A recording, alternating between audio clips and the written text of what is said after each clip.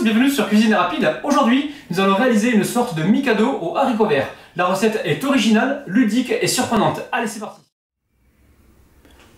Pour la recette, il faudra 100 g d'haricots verts surgelés et 150 g de chocolat noir. Dans une eau bouillante, on va venir cuire nos haricots verts 5 minutes. Alors, mes légumes sont cuits. Je vais pouvoir les débarrasser dans un saladier où j'ai mis de l'eau très glacée, très froide. Ça va permettre à la chlorophylle de se fixer. Alors une fois qu'on les a égouttés, on va venir les mettre sur une serviette et on va les éponger. L'idée en fait c'est vraiment de retirer un maximum d'humidité. Alors il faut absolument que les haricots verts soient bien secs.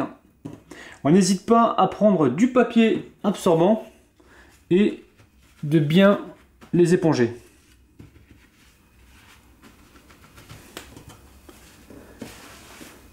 À présent, je vais mettre mon chocolat à fondre au micro-ondes à peu près 40 secondes.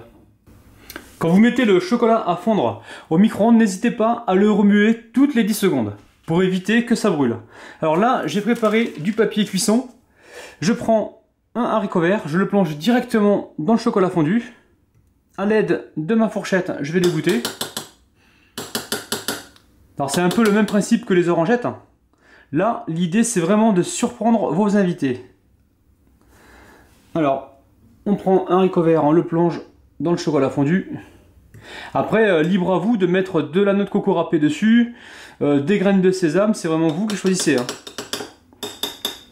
Là, j'enlève l'excédent de chocolat et je le dispose sur mon papier cuisson.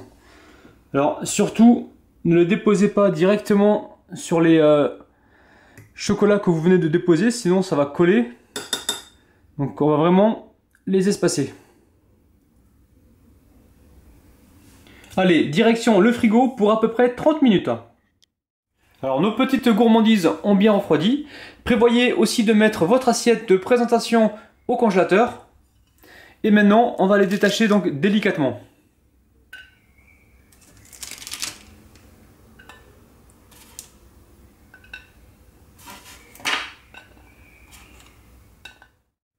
Allez, on passe à la dégustation.